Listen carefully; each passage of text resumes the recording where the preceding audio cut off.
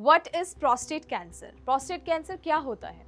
Prostate cancer एक type का cancer है जो प्रोस्टेट ग्लैंड में होता है। प्रोस्टेट एक छोटी सी ग्लैंड होती है सिर्फ मेल्स में, जो सीमन बनाने में हेल्प करती है। अब कैंसर में क्या होता है? प्रोस्टेट के सेल्स एबनॉर्मल ग्रो करने लगते हैं और कंट्रोल से बाहर हो जाते हैं।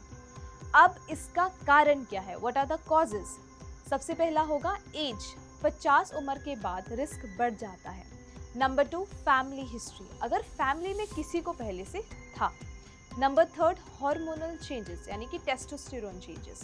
4th, अनहेल्दी लाइफस्टाइल, जिसमें आता है स्मोकिंग, ओबेसिटी, जंक फूड। अगर मैं इसके लक्षण की बात करूं तो, स्पेसिफिकली सिम्टम्स की बात करूं तो, अर्ली स्टेज में अक्सर कोई सिम्टम नहीं होता, बट लेट स्टेज में बार बार यूरिन आना, स्पेशली रात को, यूरिन फ्लो वीक होना, यूरिनेशन में डिफिकल्टी होना, यूरिन या सीमन में ब्लड आना, लोअर बैक या बोन्स में पेन रहता है। अब वेरी इंपॉर्टेंट, कैसे पता करना है? उसके लिए कुछ टेस्ट्स आते हैं, जैसे सबसे पहले है PSA टेस्ट यानी कि prostate specific antigen test, doctor check rectal examination test. Ayurveda में प्रोस्टेट कैंसर को डायरेक्टली किसी नाम से डिस्क्राइब नहीं किया गया, लेकिन इसे मूत्रवाह स्रोतस यानी कि यूरिनरी सिस्टम और ग्रंथि या अर्बुद यानी कि एबनॉर्मल ग्रोथ या ट्यूमर से रिलेट किया जाता है। सिंपल वर्ड्स में बॉडी के 3 दोषास यानी कि वात, पित्त और कफ इम्बैलेंस हो जाते हैं। स्पेशली कफ और वात डिस्टर्ब होने से एबनॉर्मल सेल ग्रो करने लगते हैं। ये ग्रोथ धीरे धीरे ग्रंथि या ट्यूमर बन सकती है। क्यों होता है? जैसे कि हमने पहले भी डिस्कस किया, गलत डाइट की वजह से।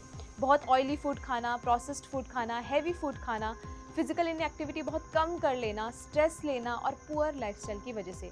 और अगर टॉक्सिन जमा हो जाते हैं यानी कि आम का जमा हो, तो अब इसे प्रिवेंट कैसे करना है? Very important. या इन सब की नौबत ना आए, उसके लिए हमें क्या करना चाहिए? सबसे पहले work on your diet and lifestyle. Diet होता है हमारा आहार, उसके लिए हमें light, fresh, plant based food खाना बहुत इंपॉर्टेंट है, जैसे कि green vegetables, fruits, processed, fried and spicy food को अवॉइड करना है।